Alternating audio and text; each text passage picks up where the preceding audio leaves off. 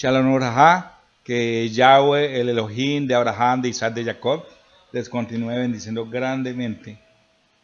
Quiero el día de hoy traer una enseñanza bien especial que surgió en estos días a raíz de la lectura de la paracha que correspondía para esta semana en el ciclo trianual, y el Creador puso algo en mi corazón y me puse a investigar, y Él puso todas las cosas en el camino, y realmente wow, lo que mostró, lo que el Creador me permitió ver a través de su Torá, de su Dabar, de su palabra, fue bien interesante, muy bonito, muy especial, y quiero compartirla con cada uno de ustedes. Y pues sin mis más preámbulos, vamos a entrar en el tema. ¿Y cuál fue la inquietud que el Creador puso en mi corazón? Fue que en algún momento había escuchado que cuando a nuestro Mashiach entra en la sinagoga, les pasaba los rollos y él lee la porción de Yeshayahu 61 del 1 al 3. Y había escuchado que eso era una haftará de una parachá, pero pues no me acordaba de cuál parachá, y me puse a investigar a qué parachá correspondía para cuadrar ciertos pensamientos de cuándo pudo haber sido, en qué época del año pudo haberse desarrollado este acontecimiento. Y me encontré con unas bellas perlas que el Creador mostró, y como yo les decía, quiero compartírselas. Yeshayahu 61, 1 a 3, haftará. Es una haftará. Para empezar el estudio vamos a hacer la tefilá para leer la Torá. Barejú Yahweh Meborach. Bendigan a Yahweh, quien es bendito. Baruch Yahweh Meborach Leolam Baed. Baruch Ata Yahweh Eloheinu Melech Haolam Asher Bahar Banu Mikol Hamin Enatan Lanu Etorato. Baruch Ata Yahweh Noten HaTorah. Bendito es Yahweh, quien es bendito por siempre jamás. Bendito eres tú, Yahweh, Eloá nuestro y Rey del universo, que nos ha escogido de entre todas las naciones y nos ha entregado su Torah. Bendito eres tú, Yahweh, donador de la Torah. Besen Yahoshua Meshiheinu. Amén. Vamos a abrir nuestras escrituras, vamos a ir a buscar Gilel 4 y vamos a leer desde el verso 16 hasta el 21 por ahora. Entonces dice así la palabra, dice el Brihasha. Entonces fue a Nazaret, donde había sido criado, y en Shabbat fue a la sinagoga como de costumbre. Se puso de pie para leer. Le entregaron el rollo del profeta Yeshayahu o Yeshayahu. Desenrolló el pergamino y encontró donde estaba escrito: el Ruach de Yahweh está sobre mí. Por lo tanto, me ha ungido para anunciar las buenas noticias a los pobres. Me ha enviado a proclamar libertad a los cautivos y vista renovada a los ciegos, para liberar a aquellos que han sido oprimidos, a proclamar el año del favor de Yahweh. Después de esto, él cerró el rollo y, regresándolo al Shamash, se sentó. Los ojos de todos en la sinagoga estaban fijos en él. Comenzó a hablarles. Hoy, como lo han oído, este pasaje del Tanaj se ha cumplido. Hoy, como lo han oído, este pasaje del Tanaj se ha cumplido. Específicamente está diciendo, hoy ha sido el cumplimiento de esta palabra, ¿no es cierto? Y esa palabra que acabamos de leer se encuentra en Yeshayahu, como decía arriba, pero vamos a buscarlo como es que dice. Yeshayahu 61, vamos a leer del 1 al 3. El Ruach de Yahweh está sobre mí. Por lo tanto, me ha ungido para anunciar las buenas noticias a los pobres. Me ha enviado a proclamar libertad a los cautivos. Dice así, y la Septuaginta dice, y vista renovada a los ciegos. Quiere decir que no todas las partes de el Tanakh dicen exactamente igual. Acá dice que la versión Septuaginta tiene esta parte, y vista renovada a los ciegos, a proclamar el año del favor de Yahweh y el día de venganza de nuestro Elohim, para consolar a todos los que lloran. Sí, para proveer para aquellos en Sión que están de luto, dándoles gloria en lugar de ceniza, el aceite de gozo en lugar a los enlutados, manto de alegría en lugar de ruaj abatido, para que sean llamados generaciones de justicia, dados por Yahweh para su cabot, para su gloria. ¿Listo? Entonces, ahora me encontré algo en lo que Yegi dice que la Parashá 51, Nitzavim, que va de Devarim, de Deuteronomio 29, 10 hasta el 30, 20, la Haftará es Yeshayá o Yeshayahu 61. Pero miren de dónde a dónde va. Dice que va del 61, 10 hasta el 63, 9. Entonces me puse a mirar unas parachot antes, a ver dónde aparecía Yeshayahu 61, 1 o 2 o 3, y resulta que en ninguna parachá aparece Yeshayahu 61, 1, 2 o 3 como Haftará de alguna parachá. No aparece. Entonces yo decía, no entiendo. Y mientras estaba mirando, como yo les dije, buscando por internet a qué parachá correspondía, porque no me acordaba que la referencia que alguna vez había escuchado era con respecto a la Parashá 51, la de Nitzavim, que les estoy leyendo acá.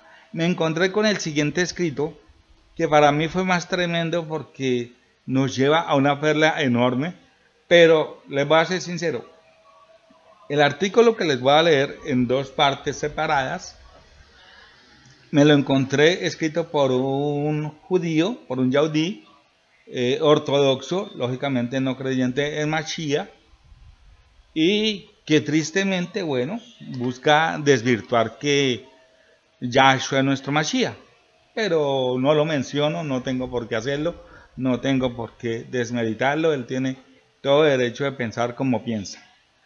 Pero el artículo que escribió, en la medida que lo fui mirando detenidamente, lo que el Creador abrió mis ojos y pude ver fue algo maravilloso, que una vez más se los digo, lo quiero compartir con ustedes, porque no es mío, es del Creador para su pueblo. Y es lo siguiente, el artículo, la primera parte dice así. Dice, hasta ahí. Dick Monshower, perdónenme, los acentos y demás, no hablo español, no hablo más.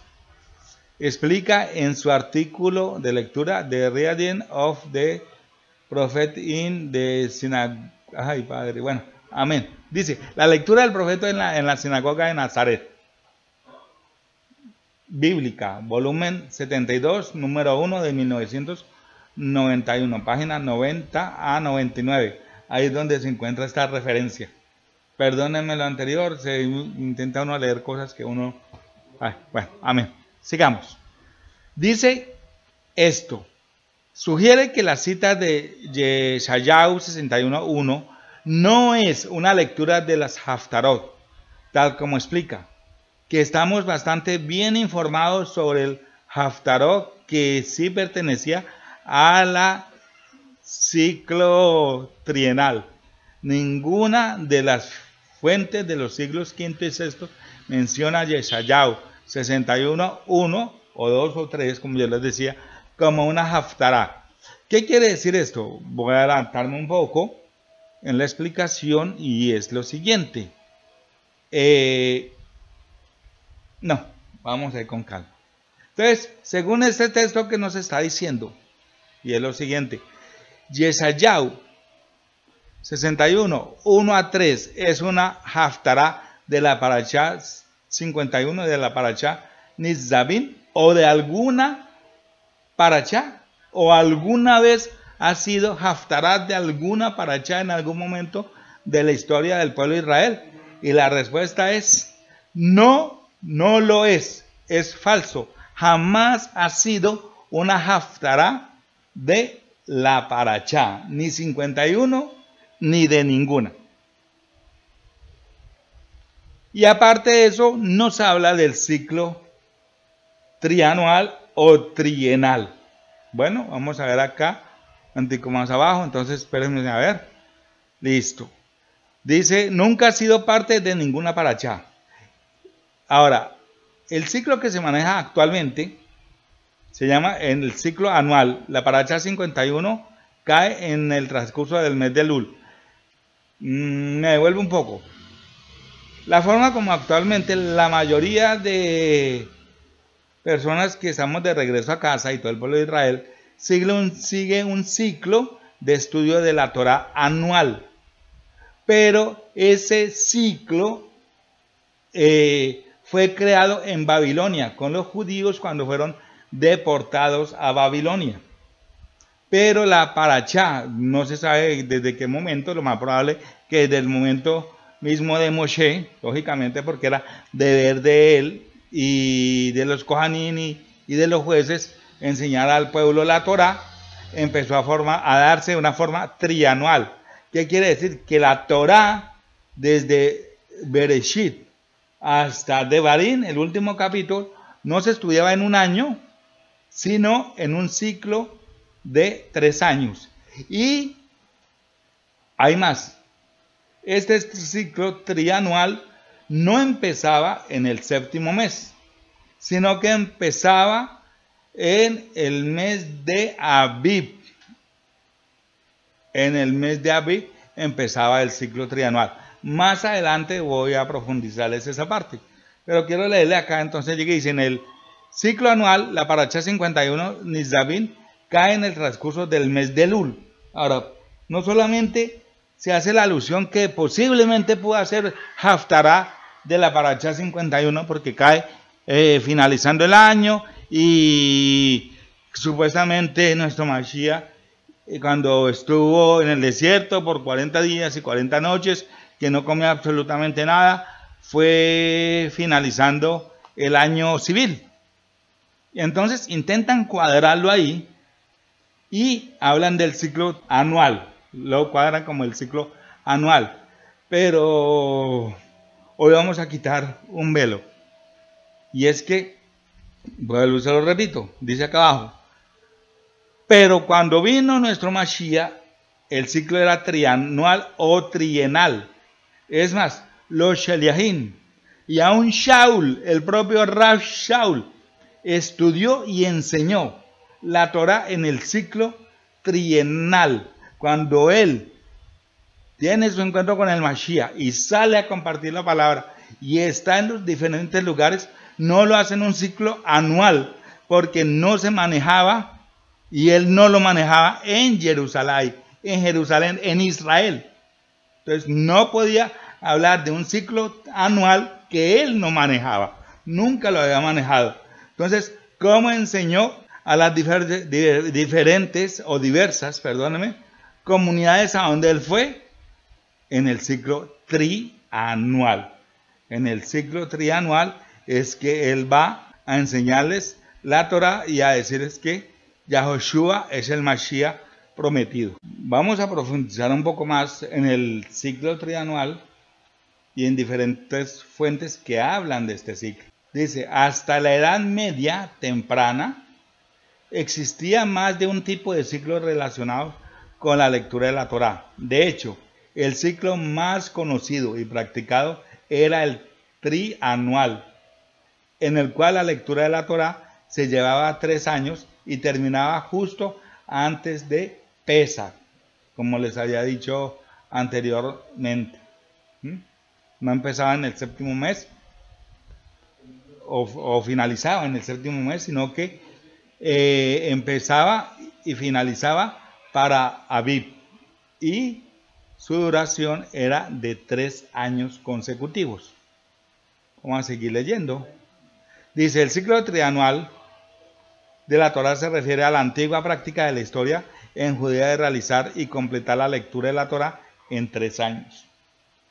Cuando vino Yahoshua nuestro Mashiach y en tiempos de sus Sheliahim, apóstoles, se seguía llevando el estudio de la Torá de esta manera, ciclo trianual.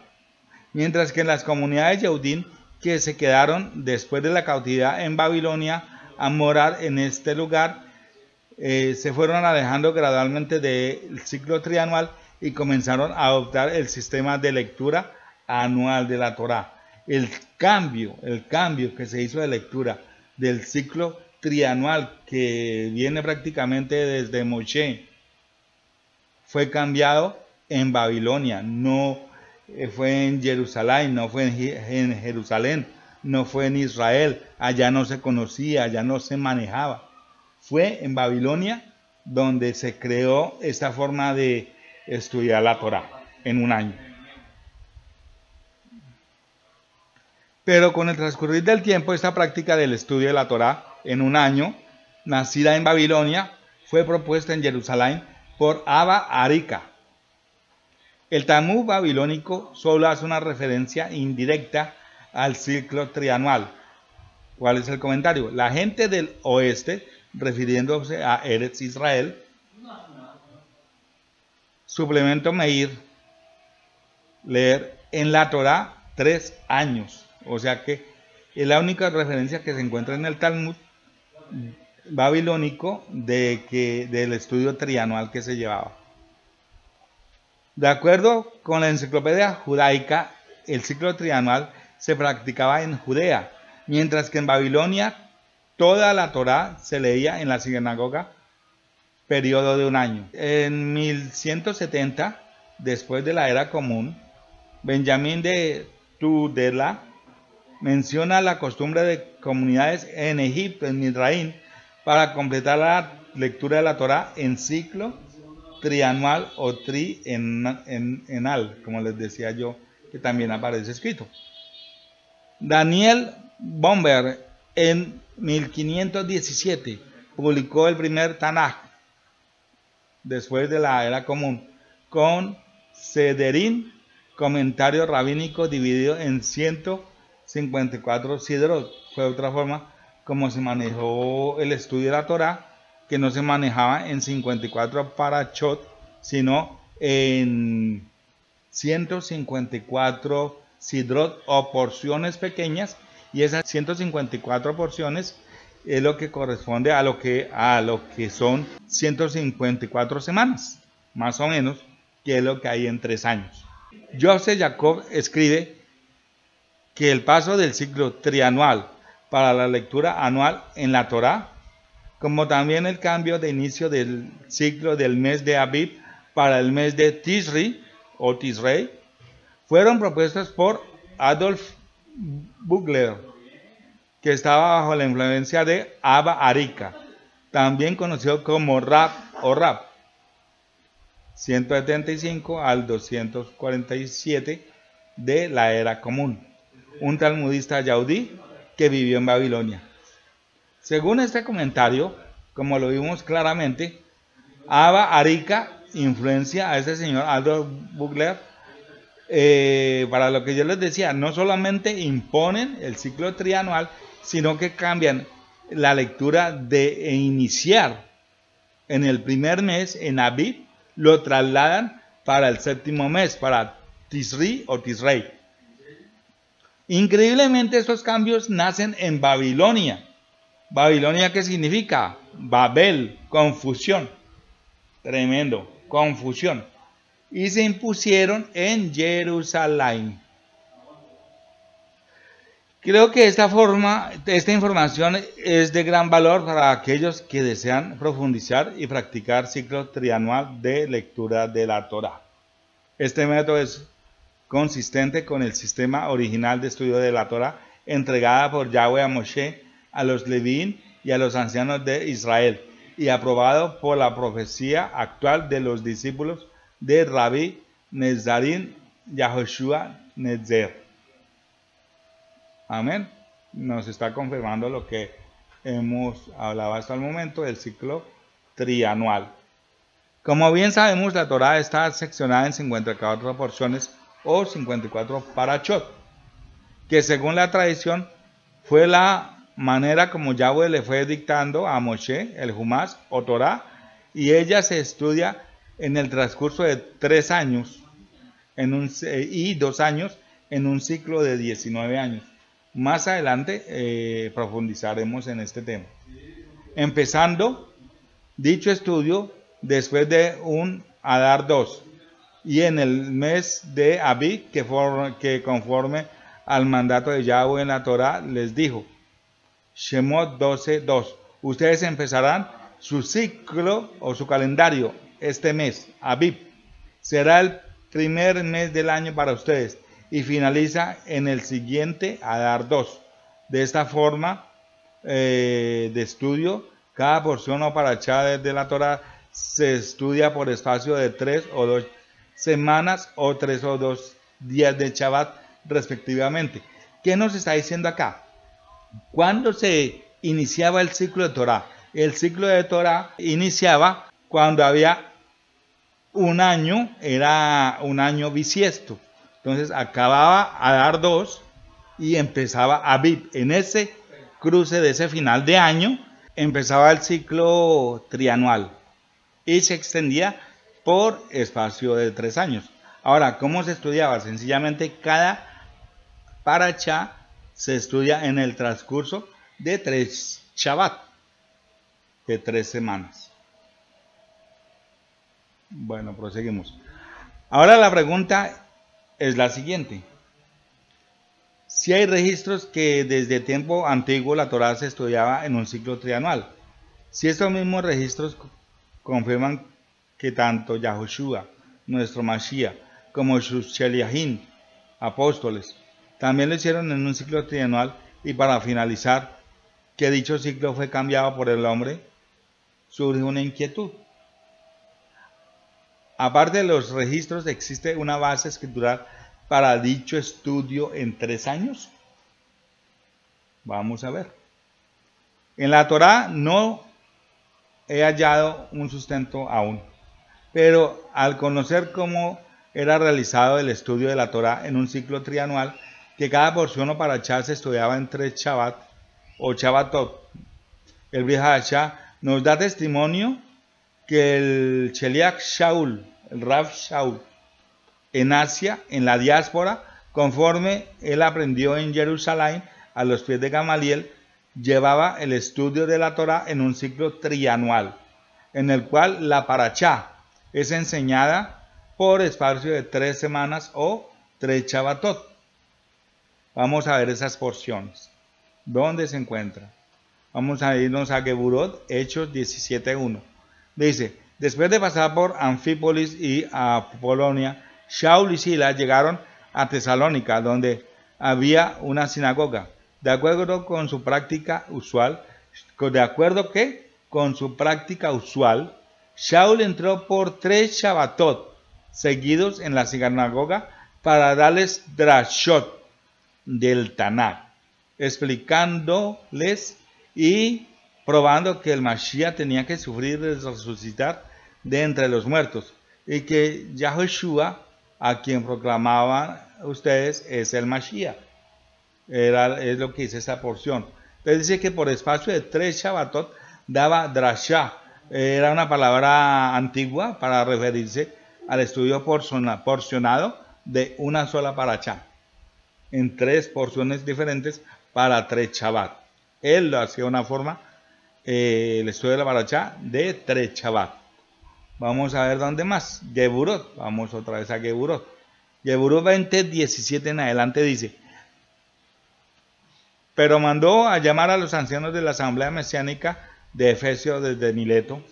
Cuando llegaron, les dijo, ustedes mismos saben cómo desde el primer día que puse un pie en la provincia de Asia, estuve con ustedes todo el tiempo, sirviendo al Adón con mucha humildad y lágrimas, a pesar de las pruebas que tuve que sufrir por las cooperaciones de los Yaudín no creyentes. Saben que no retraje nada que fuera de ayuda para ustedes, y que les enseñé tanto en público como casa por casa, declarando con la más alta seriedad el mismo mensaje a Yaudín y a griegos por igual. Vuélvanse de sus transgresiones a Yahweh y pongan su confianza en nuestro Adón Yahushua HaMashiach. Y ahora impuesto por el Ruach, voy a Jerusalén y no sé lo que me acontecerá allí. Pero sí sé que el Ruach HaKodesh en todas las ciudades permanece, previniéndome que me esperan prisiones y persecuciones. Pero yo considero mi propia vida de ninguna manera importante en lo absoluto. Mientras pueda completar el camino delante de mí, la tarea que recibí del Adón Yahoshua, para declarar profundamente las buenas noticias del amor y bondad de Yahweh. Ahora, escuchen. Yo sé que ninguno de ustedes a los cuales les he proclamado las noticias del reino jamás me verá de nuevo. Por lo tanto, doy testimonio en este día que yo soy inocente de la sangre de todos, porque no me he retraído de anunciar el plan completo de Yahweh. Velen por ustedes mismos y por todo el rebaño que el Ruach HaKodesh los ha puesto como dirigentes para pastorear la asamblea de Yahweh, la cual ganó para sí mismo al costo de la sangre de su propio Hijo. Yo sé que después de mi partida saldrán lobos salvajes de entre ustedes y no perdonarán al rebaño. Y de entre ustedes mismos se levantarán hombres que enseñarán perversiones de la verdad para poder arrastrar a los talmidim hacia sí mismos. Permanezcan alerta. Recuerden que por 3 años, ¿por cuánto? Por 3 años, noche y día, con lágrimas en mis ojos, nunca dejé de advertirles. ¿Por qué por 3 años? Un ciclo completo de Torah. A los que Rash Shaul les está hablando acá y se está despidiendo de ellos y les está diciendo lo que va a acontecer, dice que estuvo con ellos por 3 años seguidos. ¿Por qué estuvo por 3 años seguidos? Porque estuvo un ciclo completo de Torah. Seguimos leyendo. Esos 2 pasajes para el lector sin revelación pasan desapercibidos, pero para aquel que tiene el Ruach de Yahweh y su revelación, estos 2 pasajes hablan claramente que en Anfípolis, Apolonia, Tesalónica, Efesio, en general, en todos los lugares donde estuvo el Sheliach Shaul, enseñaba la Torah, con la cual les mostraba que Yahoshua era el Mashiach en un ciclo trianual, no en un ciclo anual, sino en un ciclo trianual. Él mismo llevaba un orden, porque nuestro Elohim es un Elohim de orden. ¿Y cómo les enseñaba? Diferentemente de como se estaba enseñando la parachá en Jerusalén, ¿no? Llevaban la misma forma, exactamente. Lo que se estaba dando en Jerusalén, Shaul lo estaba dando en Efeso, pero en una forma trianual, no anual. Fue el hombre quien la cambió. Fue el hombre quien la cambió. Si nuestro Mashiach vio la Torah en un ciclo trianual, ¿quiénes somos nosotros para cambiarla? Desde Moshe, si los Sheliahim, si Shaul, Rashaul lo hizo y lo enseñó de esa forma, ¿quiénes somos nosotros para cambiarle? No, estamos en la restauración de todas las cosas. ¿No deberíamos volver a este tipo de estudio? Bueno, estudio de la Torah. ¿Cómo se estudiaría la Torah en un ciclo trianual? Cuando hablamos del estudio de la Torah, debemos tener varios puntos claros a la hora de volver a la forma correcta de dicho estudio. El año de estudio debe empezar al finalizar de un año lunisolar bisiesto, o sea, al finalizar de un Adar 2, y con el inicio del año escritural, es decir, con el mes de Aviv. Este estudio es vivo y eficaz y debe ir relacionado las parachot con las fiestas o Moadim. Es por eso que el ciclo de Torah, la fiesta que celebramos en Aviv es Pesach, o sea, el 14 de Aviv, ¿no es cierto? Por consiguiente, no se empieza el estudio con Bereshit, con la paracha de Bereshit, desde Bereshit 1:1 en adelante. No, señor. Siempre se empezó el ciclo trianual con ¿qué paracha? Dice, y dicha paracha que habla de Pesach es la paracha 15, que es la paracha Bo, porque en esa paracha el Eterno da la orden e instrucción de celebrar Pesaj. Es ahí donde el Creador da la instrucción de celebrar Pesaj y acomoda con la celebración de Pesaj. Entonces va la parachá que habla de Pesaj justo con la festividad de Pesaj. Es impresionante, pero cuando cambiaron al ciclo anual, para las fiestas paran el estudio de la parachá. ¿Por qué? Porque el estudio de la parachá que llevan no les cuadran con la fiesta. Y como tienen que profundizar en la fiesta, entonces tienen que hacer algo diferente para que encaje dentro de la fiesta y poder explicarla claramente.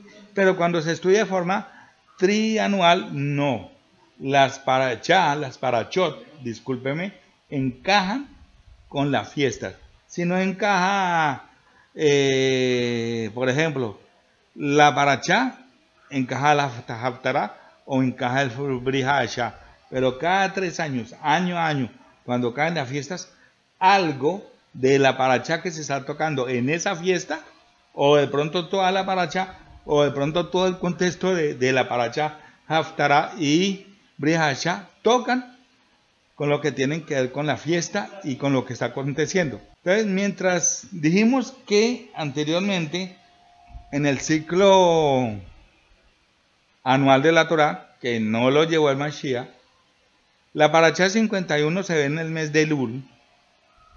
En el ciclo trianual o trienal, la parachá 51, Nitzavim, es leída en el mes de Iyar. Como es leída en el mes de Iyar, no podemos llegar y decir que Yahoshua, nuestro Mashiach, fue llevado al desierto en el mes de Elul,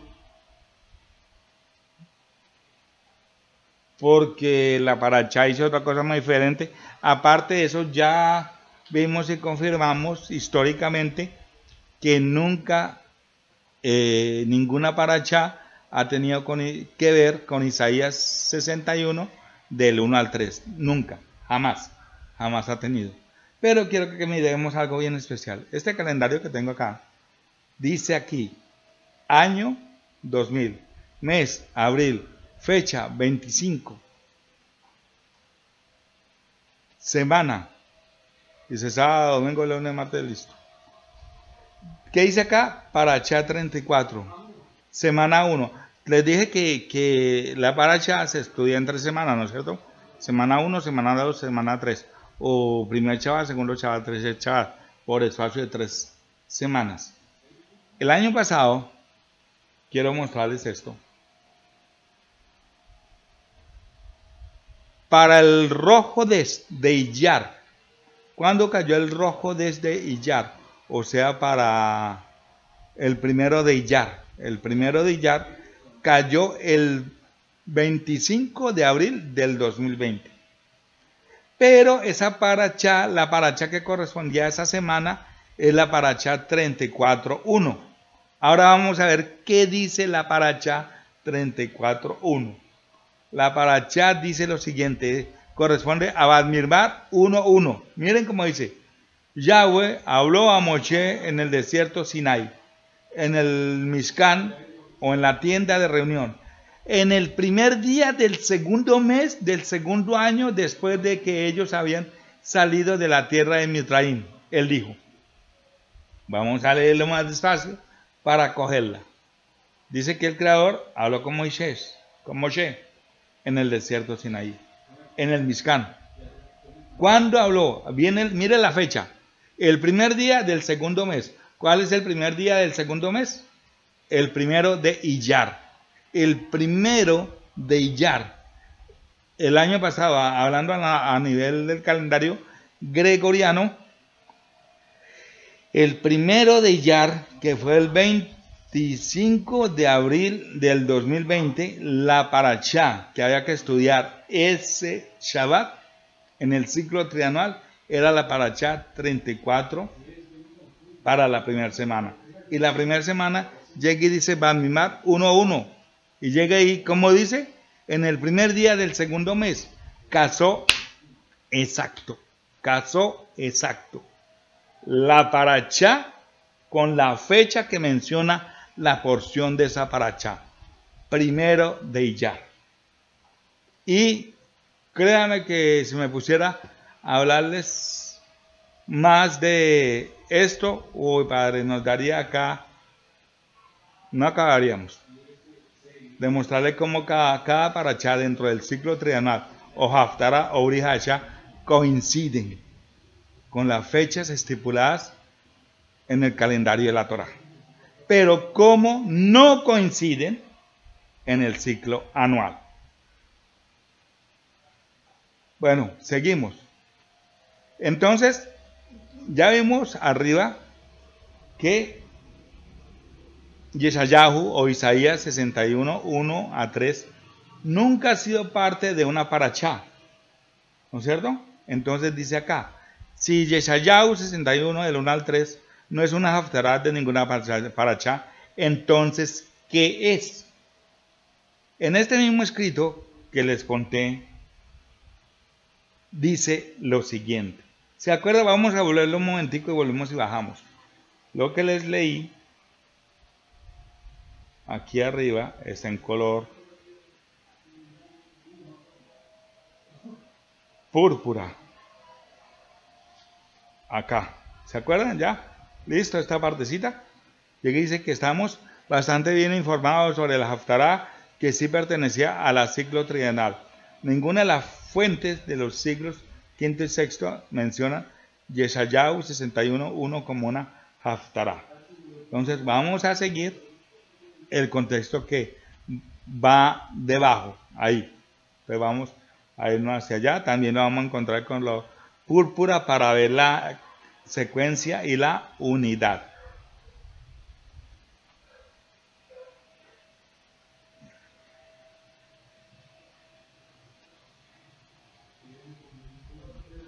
Aquí está.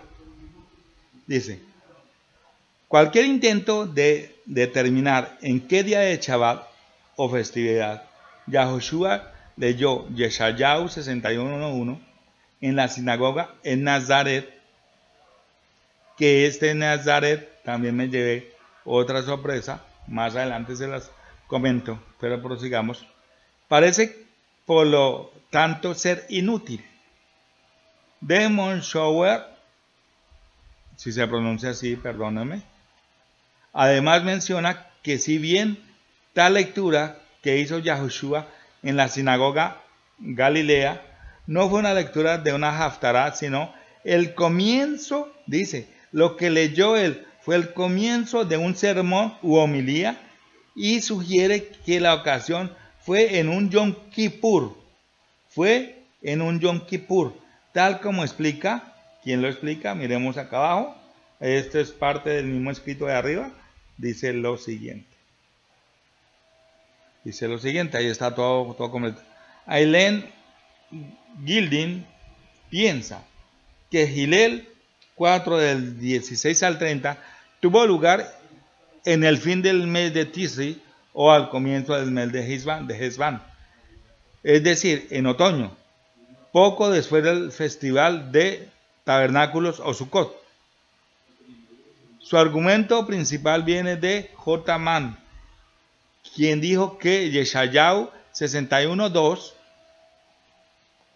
había sido una haftarah para el Seder de Yom Kippur.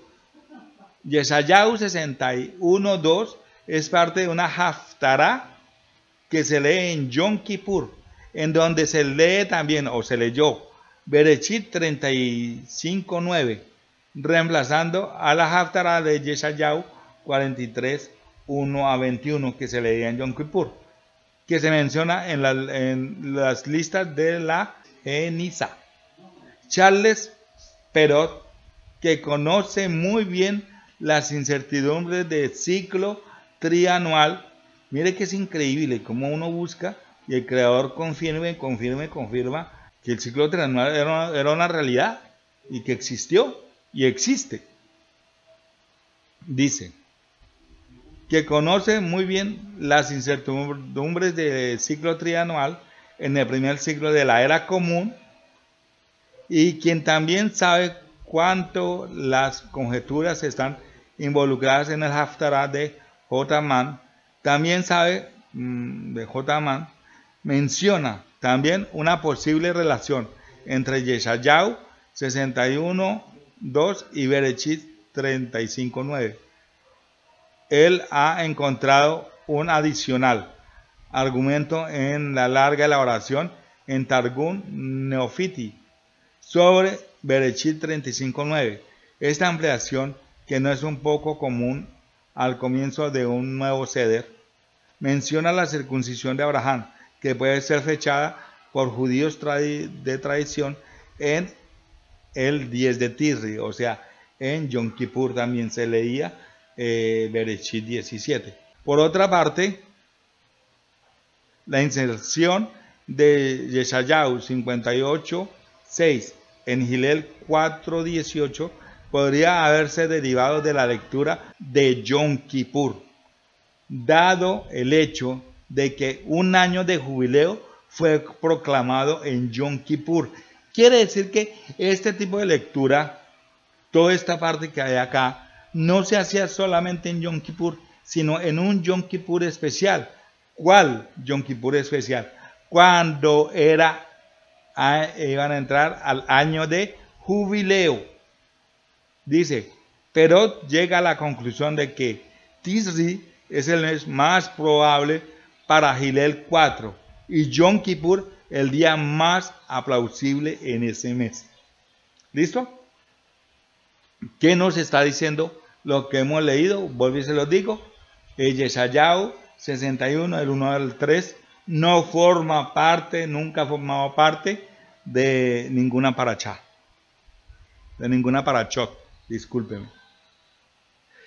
Pero que sí forma, no sé si hoy en día, pero en ese tiempo sí formaba parte del Seder de Yom Kippur. ¿Pero cuál Seder de Yom Kippur? El que se hacía para cuando caía año de jubileo. Mire lo tremendo.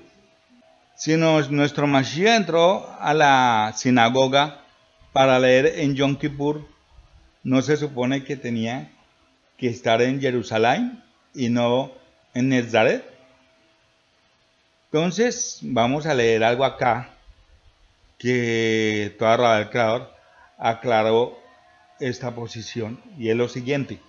Dice, Shemot 23, 14 a 17, dice lo siguiente: 3 fiestas de peregrinación celebrarás para mí durante el año. Observarás la fiesta de los Matzot. 7 días comerás Matzot, tal como te he ordenado en el momento designado del mes de la primavera, o sea, en Aviv. Pues en él te fuiste de Misraim, no te dejarás ver ante mí con las manos vacías.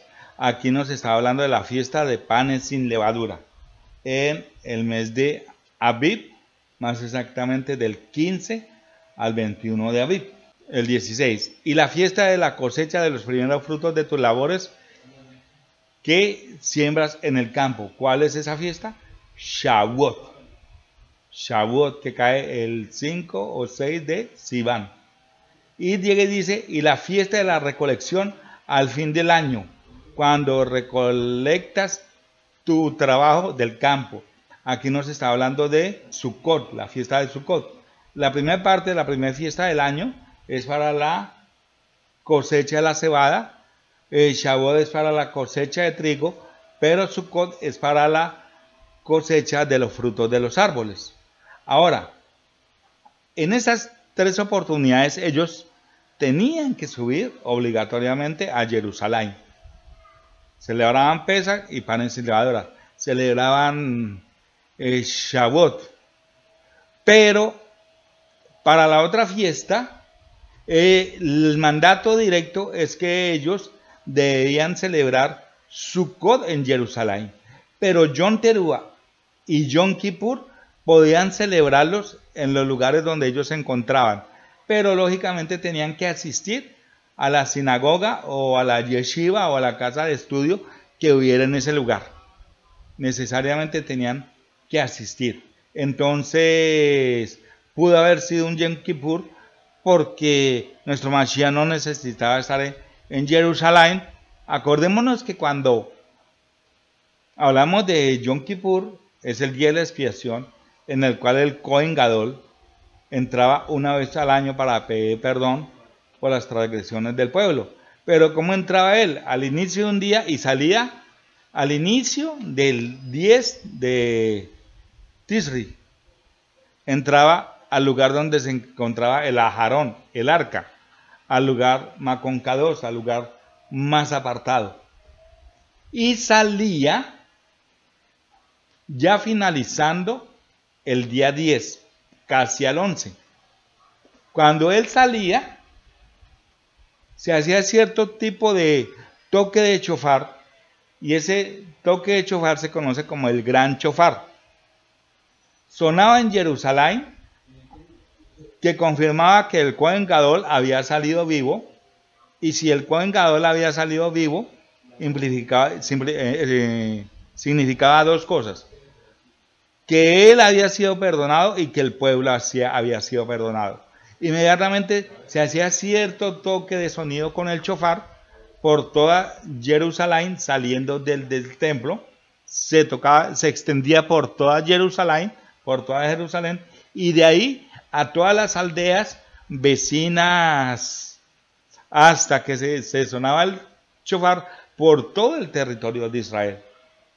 Aún de pronto puede que en pueblos vecinos al pueblo de Israel, donde hubieran comunidades en las afueras o en esos países, si ellos escuchaban el sonido del chofar, también en ese país empezaban en sus sinagogas a tocar el chofar. Entonces, volviendo al punto, el punto es que nuestro Mashiach no necesitaba estar en Jerusalén para celebrar Sukkot, pero sí requería estar en cualquier momento en la sinagoga. Sí necesitaba estar en cualquier momento en la sinagoga. Ahora, antes de proseguir, quiero hablarles de otro temita acá, porque llega y dice que lo que leímos, que leyó el Mashiach, Yeshayahu 61 del 1 al 3, era leído para Yom Kippur, pero no para, junto con otras porciones, pero no, y Yeshayahu 58.6, ojo, Yeshayahu 58.6 es clave, porque dice que esa lectura solo se hacía para los Yom Kippur, donde iba a ser Yobel. Bueno, entonces vamos a explicar qué es un Yobel. Vamos a ver, dice acá, vámonos a Vayikra, Levítico 25, 1 en adelante, vamos a estar leyendo todo el capítulo, el Perek 25 de Vayikra. Yahweh habló a Moshe en el monte Sinai. Él dijo: dile a los hijos de Israel, cuando ustedes entren a la tierra que yo les estoy dando, la tierra misma observará un descanso de Shabbat para Yahweh. 6 años plantarán su campo, 6 años podarán sus viñas y recogerán su producto. Pero el 7º año será un Shabbat de descanso completo para la tierra, un Shabbat para Yahweh. Ustedes no plantarán sus campos ni podarán las viñas. No recogerán lo que crezca por sí solo de la cera, dejará de cosecha anterior. Y no recogerán las uvas de sus viñas sin atender. Será un año de descanso completo para la tierra. Pero lo que la tierra produzca durante el año de Shabbat, el año shabático, será comida para todos. Tú, tu sirviente, tu criada, tu empleado, cualquiera que viva cerca de ti, tus animales de cría y los animales salvajes en la tierra de ustedes. Todo lo que produzca la tierra puede usarse como comida. Dejemos un momentico hasta ahí. Entonces, llega y dice, que el creador llega y dice, así como ustedes trabajan 6 días y descansan 1, así como ustedes trabajan 6 días y descansan 1, de igual forma, la tierra la trabajarán por 6 años y dejará que descanse 1 año. ¿Qué harán en ese año? Otras labores y estudiar Torah. Se dejaba descansar la tierra un año. Se trabajaba 6 años y se dejaba descansar un año. Y ese es el Shabbat de la tierra. Amén. Y luego llega y dice, entonces, bueno, aquí viene, verso 8. Contarán 7 Shabbatot de años, 7 por 7 años. Esto es 49 años. Entonces viene 6 años y el séptimo. Contarán 7 bloques de esto. A multiplicarlos 7 por 7 nos da 49 años. Entonces en el 10º día del séptimo mes, o sea, ¿para cuándo? Para Yom Kippur, harán sonar un golpe de shofar. O sea, un sonido completamente diferente al que yo les decía que se tocaba al finalizar Yom Kippur. Y sonará el shofar por toda la tierra. Y dedicarán el año 50, proclamando libertad por toda la tierra a todos los habitantes. Será un Yobel, jubileo, para ustedes. Ustedes regresarán a todos a la tierra que les pertenece y todos regresarán a sus familias. Ese año 50 será un Yobel para ustedes. En ese año no plantarán. Recogerán lo que crece por sí solo o recogerán las uvas de las viñas que no se han atendido. Porque es un Yobel. ¿Cada cuánto? Cada 50 años empezaba el Yobel junto con el día de Yom Kippur, junto con el 10 de Tisri, cada 50 años. Porque es un Yobel, será Kadosh para ustedes. Cualquier cosa que los campos produzcan será comida para todos ustedes. Vamos en el verso 12. En ese año de Yobel, cada uno de ustedes regresará a la tierra que posee. Si venden algo a tu prójimo o compras algo de él, ninguno de ustedes explotará al otro. Más bien tomarán en consideración el número de años después del Yobel. Cuando compres tierra de tu prójimo y él te venderá de acuerdo al número de años cosechas que tendrá. Si el número de años que queda es grande, subirás el precio. Si quedan pocos años, lo bajarás, porque lo que realmente él te vende es el número de cosechas que producirán. Así no tomarán ventaja el uno del otro. Ustedes temerán a su Elohim, porque yo soy Yud Hei Bar Hei, Yahweh, su Elohim. Más bien ustedes guardarán mis ordenanzas y mis estatutos, y actuarán de acuerdo a ellos. Si lo hacen, vivirán seguros en la tierra. La tierra producirá su producto, ustedes comerán hasta saciarse y vivirán allí seguros. Si preguntan, si no nos es permitido sembrar zera o recoger la cosecha de lo que produzca nuestra tierra, ¿qué comeremos en el séptimo año? Entonces yo ordenaré mi bendición sobre ustedes durante el 6º año para que la tierra produzca suficiente para 3 años.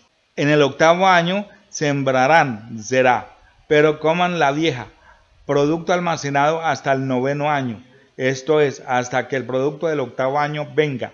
Ustedes comerán lo viejo, comida almacenada. La tierra no será vendida a perpetuidad, porque la tierra me pertenece a mí. Ustedes solamente son extranjeros y residentes temporales conmigo. Por lo tanto, cuando vendan su propiedad, incluirán el derecho de redención. Esto es, si uno de ustedes se empobrece y vende parte de su propiedad, su pariente cercano puede venir y comprar de regreso lo que su pariente vendió. Si el vendedor no tiene a nadie para redimirla, pero se enriquece lo suficiente para redimirla él mismo, él calculará el número de años por el cual la tierra fue vendida, devolverá el exceso a su comprador y regresará a su propiedad. Si no tiene medios suficientes para tomarla de regreso por sí mismo, entonces lo que vendió permanecerá en las manos del comprador hasta el año de Yobel. o jubileo. En el Yobel, el comprador la dejará vacante y el vendedor regresará a su propiedad. Seguimos.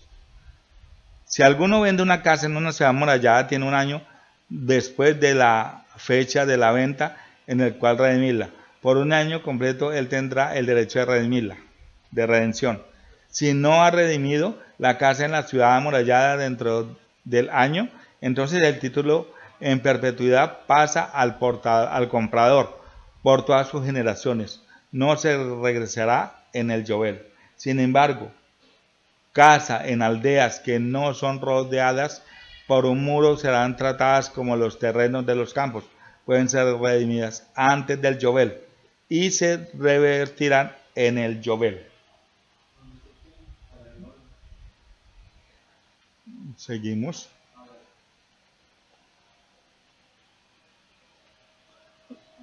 Referente a las ciudades de los Levín y las casas en las ciudades que ellos poseen, los Levín tendrán derecho permanente de redención. Si alguien compra una casa de uno de los Levín, entonces la casa que él vendió en la ciudad donde posee la propiedad se revertirá aún en el Yobel, porque las casas en la ciudad de los Levín son posesión de su tribu entre los hijos de Israel. Los terrenos en los campos abiertos alrededor de las ciudades no se venderán porque esa es su posición permanente. Si un miembro de tu pueblo se ha empobrecido, así que no puede sostener entre ustedes, lo asistirás, como lo harás con un extranjero o un residente temporal, para que pueda continuar viviendo con ustedes. No le cobres interés ni de otra forma obtengas ganancias de él, sino teme a Elohim, para que tu hermano pueda continuar viviendo con ustedes. No tomes interés cuando le prestes dinero, ni tomes ganancia cuando le vendas comida. Yo soy Yahweh tu Elohim, quien te sacó de la tierra de Misraim para darte la tierra de Canaán y ser tu Elohim. Si un hermano de tu pueblo se ha empobrecido entre ustedes y se vende así a ti, no lo hagas hacer el trabajo de un esclavo, más bien lo tratarás como un empleado o como un inquilino. El trabajo para ti hasta el año del Yobel. Entonces él te dejará, él y sus hijos con él, y regresarán a su propia familia y recobrarán la posesión de su tierra ancestral. Porque ellos son mis esclavos, a quienes saqué de la tierra de Misraim. Por lo tanto, no serán vendidos como esclavos. No lo trates duramente, sino teme a tu Elohim. Referente a los hombres y mujeres que puedas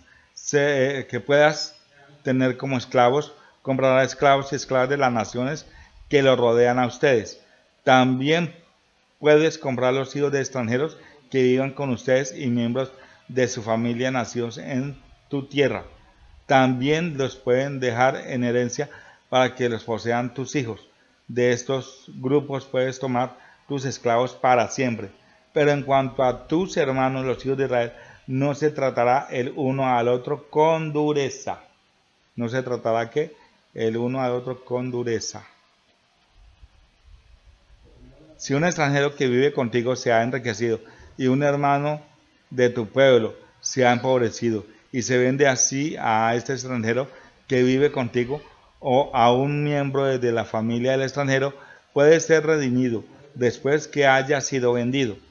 Uno de sus hermanos lo puede redimir, o su tío, o el hijo de su tío lo puede redimir, o cualquier pariente de él lo puede redimir, o si él se enriquece, él mismo se puede redimir. Él calculará con la persona que lo compró el tiempo desde el año que se vendió a sí mismo hasta el año del Yobel o jubileo, y la cantidad a ser pagada será de acuerdo al número de años y su tiempo al jornal de un empleado. Si muchos años quedan de acuerdo a ellos, él devolverá la cantidad de su redención, de la cantidad por la cual fue comprado. Si solo quedan pocos años hasta el año del Yobel, entonces calculará con él de acuerdo a sus años, devolverá la cantidad para su redención. Acá dice, Él será como un jornalero empleado año tras año. Tú te ocuparás de que no sea tratado con dureza. Si él no ha sido redimido por ninguno de estos procedimientos, no obstante quedará en libertad en el año de Yobel, él y sus hijos con él. Porque para mí los hijos de Israel son esclavos. Ellos son mis esclavos, a quienes saqué de la tierra de Israel. Yo soy Yahweh, tu Elohim. Entonces, como les había dicho anteriormente, se habla del descanso de la tierra o del Shabbat de la tierra, en la cual la tierra era trabajada por 6 años y en el 7º año se dejaba descansar. No se trabajaba. Le preguntaron al Creador, ¿y entonces qué hacemos? ¿Cómo solucionamos esto? Y él tremendamente llega y les dice, sencillo, si ustedes me obedecen, desde el 6º año yo haré que la tierra produzca para el 6º, el 7º y el 8º año. No trabajarán el 7º año, sembrarán en el 8º año para recoger el 9º. Pero yo haré que desde el 6º tengan provisión para el 6º, 7º y 8º año. No había problema. Entonces cuando llega, así ocurría con el Joel tampoco se trabajaba la tierra. No se trabajaba. Entonces, ¿qué ocurría? En el año 48, el Creador hacía que produjera para el 48, 49 y 50. Y aún hasta el 51, porque era un año de Yobel. Pero ¿en qué consistía el Yobel? Y fue lo que leímos. El Yobel consistía en que si una persona vendía su propiedad, volvía a ella. Porque cuando le tocaba venderla, no vendía la tierra, sino que le vendía, eran las cosechas que faltaran hasta completar el año de Yobel. Pero también decía que si la persona le tocaba venderse a sí misma, por fuera el motivo que fuera, dice que si se enriquecía se podía redimir a sí misma, o cuando era vendido a un extranjero dentro del pueblo, podía ser redimido por algún familiar cercano, o aún por él mismo, si él se enriquecía en medio de su servicio como esclavo. Y aquí hay una primera perla bien especial, muchos la conocen, y es que nuestro Mashiach hizo eso. Sabemos que las 10 tribus, a causa de la transgresión de Torah, fueron llevadas a la cautividad, vendidas como esclavas, nunca más regresaban como esclavas, pero Judá, ahí se les dio carta de divorcio, pero a Judá nunca se le ha dado carta de divorcio. ¿Qué hace el Creador? Permite que nuestro Mashiach, Yahoshua, nazca en la tribu libre, para que con su muerte y resurrección pueda redimir a la tribu que estaba cautiva. ¿A cuáles? A las 10 tribus, a la casa de Israel. Entonces, ahí es donde encaja el Yobel con Isaías 61, con Lucas 4 del 16 en adelante. Todo tiene que ver con el Yobel. Otra cosa bien especial del Yobel, acordémonos que cuando había alguien que había matado involuntariamente a alguien, podía huir a una ciudad de refugio y tenía que quedarse ahí hasta que ocurrieran dos cosas: o muriera el Cohen Gadol, o llegara el año de Yobel. ¿No es cierto? Entonces todos aquellos que estábamos en ciudades de refugio debido a nuestra transgresión de Torah, la muerte de nuestro Mashiach nos permite el regreso a ser nuevamente parte del pueblo de Israel, con sus mismas Torah, con sus mismas misbot, con sus mismos Jukim, Mispatim y Edut, los mismos. ¿Listo? Aquí está lo interesante de esto. ¿Y por qué leímos todo esto? Para llegar a esta parte que les voy a leer. En Gilel 4.1, en Lucas 4.1 en adelante, dice que Yahoshua, lleno del Ruach HaKodesh, regresó del Jardín y fue, o sea, cuando hizo la Tevilá, ¿no es cierto? Que la sumergió Yohanan, y fue llevado por el Ruach al desierto, por 40 días de prueba por Hasatán. Durante ese tiempo no comió nada y después tuvo hambre. Le dijo Hasatán, tú eres el hijo de Elohim, ordena que esta piedra se convierta en pan. Yahoshua le respondió. El Tanakh dice, no solo de pan vive el hombre. Le llevó Hasatán, le enseñó en un instante todos los reinos del mundo y le dijo, te daré todo este poder y gloria. Me ha sido entregado y lo puedo dar a quien yo quiera. Por lo cual, si postrado me adoras, todo será tuyo. Yahoshua le respondió. El Tanakh dice, adorarás a Yahweh tu Elohim y solo a él servirás. Entonces él le llevó a Jerusalén, le puso en el pináculo o en el punto más alto del templo y le dijo, si eres el hijo de Elohim, tírate aquí, porque el Tanakh dice, él dará órdenes a su malajín para que sean responsables por ti y te protejan. Te sostendrán con sus manos para que no te dañes los pies con las piedras. Yahoshua le respondió, también dice, no pondrás a Yahweh tu Elohim a prueba. Cuando Hasatán había terminado toda clase de tentación, le dejó solo hasta un momento oportuno.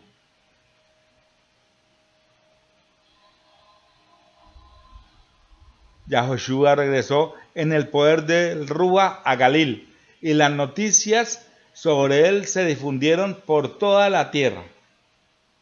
Enseñaba en las sinagogas y todos le respetaban.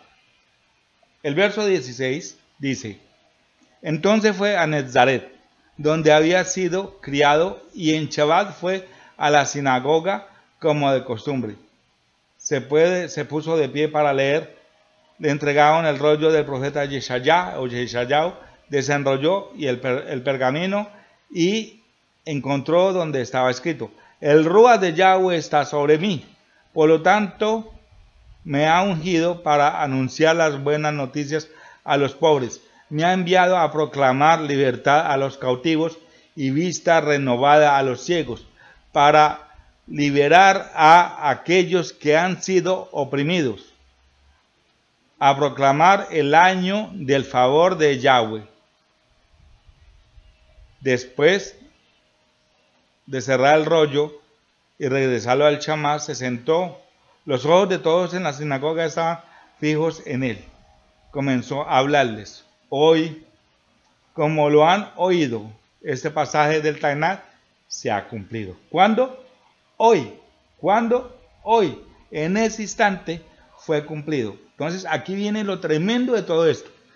Primero, cuando lee esto, no es Haftará de la Parashá 51 en ninguna Parashá, porque en el tiempo del Mashiach él estudió la Parashá en el ciclo trianual. Y aparte de eso, Isaías o Isayahu 61, 1, 2 y 3 jamás ha sido parte de una Parashá. Hemos visto que es parte de una lectura que se hace en Yom Kippur, pero con la adición de Isaías 58 que menciona acá, es algo más impresionante porque esa porción solamente era leída cada 50 años en Yom Kippur, o sea que cayó en Joel. Quiere decir lo siguiente, poniendo las cosas en claro, espérenme un segundo, ya les hablo claramente, un segundito, no se me vayan, no se me angustien. Vamos a abrir este cuadrito acá, a ver, para yo verlo, espérenme un segundo, aquí está, aquí lo tengo a la mano, este cuadro se ve acá, sí, este cuadro se ve acá, listo. Entonces, quiero que veamos algo bien especial. Y es lo siguiente.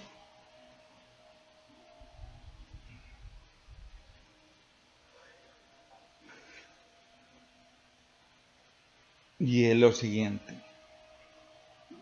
Viene Ab, Elul y Tisri. Ab, Elul y Tisri. ¿Cuándo empezó él el ayuno? Él empezó el ayuno el 1 de Elul o el último día de Ab. Y finalizó el 9 de Tisri, dicho ayuno de 40 días o el mismo 10 de Tisri o Tisrei. Entonces, ¿qué quiere decir esto? Volvamos otra vez al texto anterior. Lo estábamos viendo acá. Estábamos viendo cómo los 40 días vienen desde aquí, ¿no es cierto? Desde acá, donde he puesto ayuno de Moshe, ya les explico por qué. Del 1 de Elul hasta el 10 de Tisri o Tisrei, que es Yom Kippur. 40 días. 40 días. Y aquí viene lo impresionante, lo maravilloso de todo esto. Y es lo siguiente. Volviendo al escrito que hicimos ahorita, ¿qué quiere decir esto? Él empieza su ayuno, él hace Tevilá con Yohanan el último día de Ab, y al siguiente día dice que es guiado por el Ruba por 40 días al desierto, donde es tentado por Hasatán, o sea, todo el mes de Elul, más los 10 días hasta llegar a Yom Kippur. Pero dicha tentación no dura hasta la caída de la tarde, o finalizando el día 10 para empezar el día 11 de Tisrei. No es así, ya que él precisaba estar en la sinagoga. Entonces, esta partecita donde dice acá, verso 15, enseñaba en sus sinagogas y todos lo respetaban. Entonces fue a Netzaret, lo hace ver como que estuvo en el ayuno, volvió y llegó a comer a su casita y se bañó y esto. Y no es así. Él lo que hace es que sale del desierto, llega a la sinagoga, le dan el rollo, él lo lee y dice, esto se ha cumplido hoy. Esto se ha cumplido hoy. Porque hoy es Yom Kippur, pero no es cualquier Yom Kippur. Es un Yom Kippur con Yobel. Él tenía ¿cuánto? 30 años.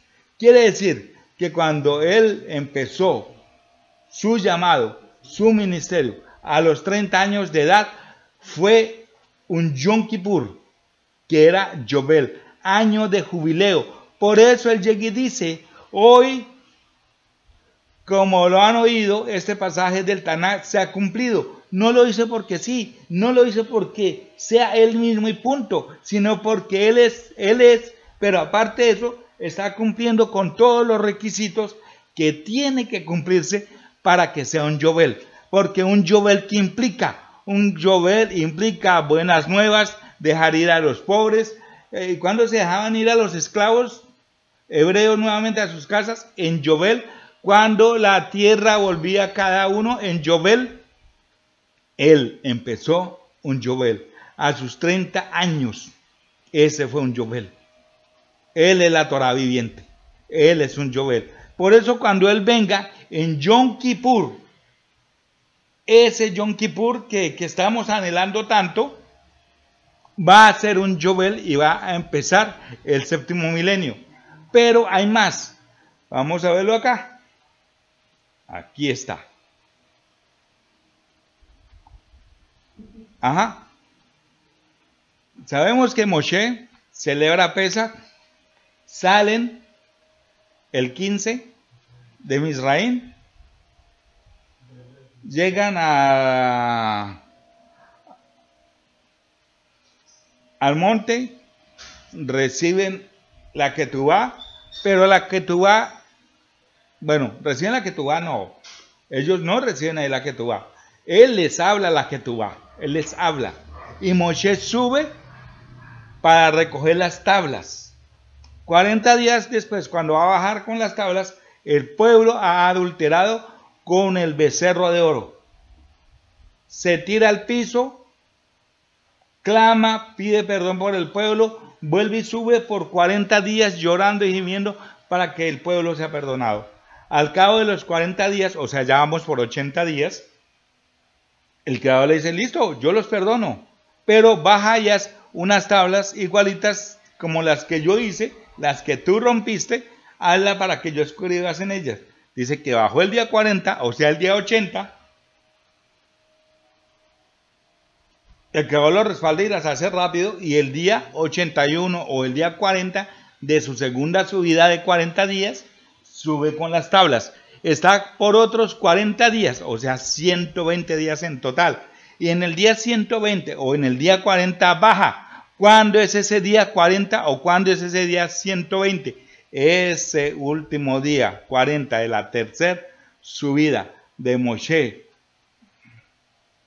que bajó con la Ketubá y con la Torá en su mente y en su corazón, fue para Yom Kippur. Pero, ojo, ¿con qué bajó? Con la Torá. ¿Quién es la Torá? El Mashiach.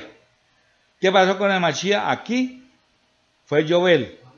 Para cuando Moshe celebró el primer Yom Kippur en el desierto, al bajar las tablas y con la Torá en su mente y su corazón, no solamente fue el primer Yom Kippur oficial, sino que justo también ese día era un año 50 de Yovel. Que el pueblo no llevara la cuenta, no quiere decir que el creador no la lleva. Entonces, mire lo tremendo. La Torá fue regresada al pueblo en Yom Kippur, en un Yovel, a través de Moshe.